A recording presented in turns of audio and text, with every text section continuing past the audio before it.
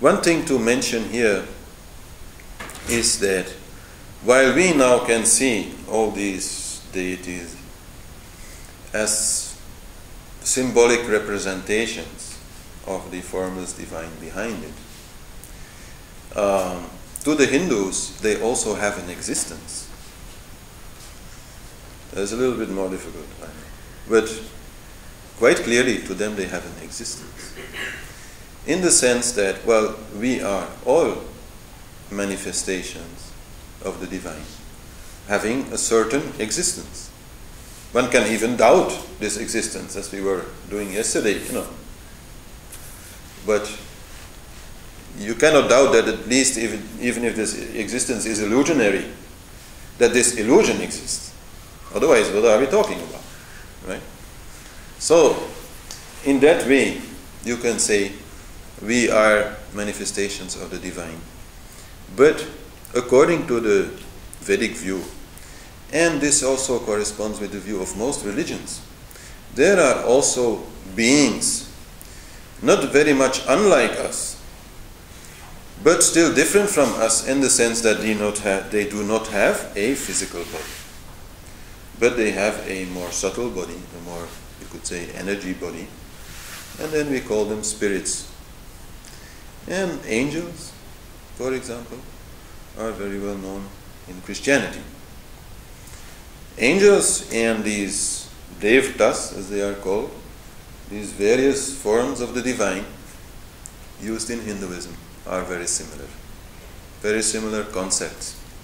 So to them, these beings really exist in the sense that the ultimate divine is pure potentiality. But out of this pure potentiality comes manifestation. Manifestation creates diversity.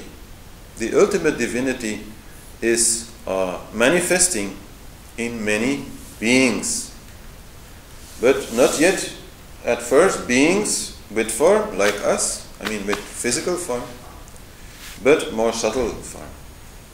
So God's ultimate generosity takes a form.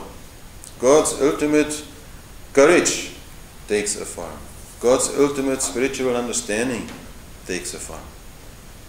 Now, for the Hindus, this is very clear that the true form of Ganesha has nothing to do with a man with an elephant head. They understand very well that that is just a symbol.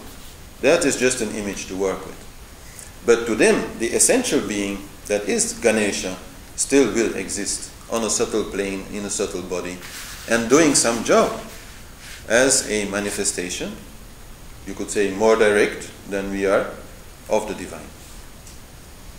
So in that way, the whole idea of worship, of connecting to these spirits, gets a completely different picture, right?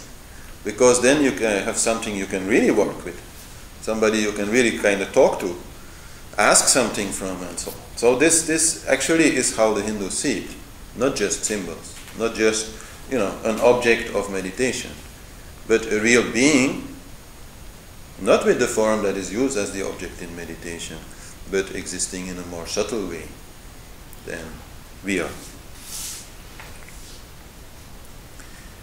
Also important to understand is that for Hindus, the ultimate divine, God, is not fully absorbed in manifestation.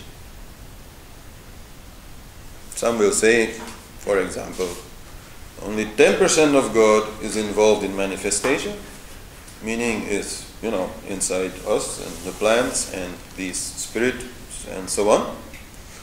But the rest is still completely separate from it, unmanifested, absolute balance. This is also important to understand. No? When we explain God as the formless, essential entity in each of us and in each and everything, then that is not where the definition of God really ends. It does go way beyond. So there is also a God which is completely free, completely pure, not manifested. But he is basically also not involved. And for those who like to know names, that God in Hinduism is called Para Brahman. You could say the self beyond, the consciousness beyond manifestation. Para Brahman.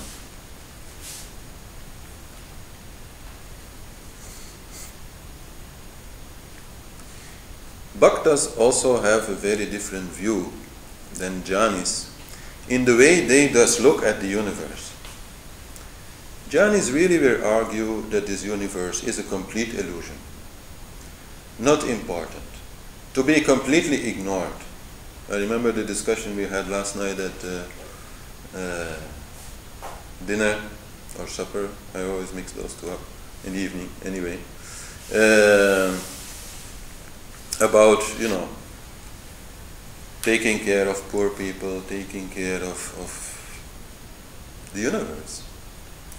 And so for Jnanis, this is really not their main objective. When you start asking questions like that to them, shouldn't we, take care of the poor and so on, they will point out, they are of course right, that all these problems are related to the one essential problem of the ego. So if you want to really help them, first solve your own problem. Get rid of your own ego and then see if you can help them. Then the only way you can help them is help them also get rid of it. As long as you are not getting rid of it, how do you want them to get rid of it? So this is a very, fanatic view of the Jnanis. And the Bhaktis really do have a very different view. To the Bhaktis, the whole universe is divine manifestation, and they see themselves as a part of it, also in the sense that they have to help it, that they have to do their best to make it beautiful and nice and everything. So they will be more easily caring. To them, the universe is divine play, divine theater, divine entertainment, as I was explaining also yesterday. While for the Jnanis, this is pure Maya, called illusion. In that way, there is an opposition between the view of the universe as Maya, illusion, or Leela, divine manifestation.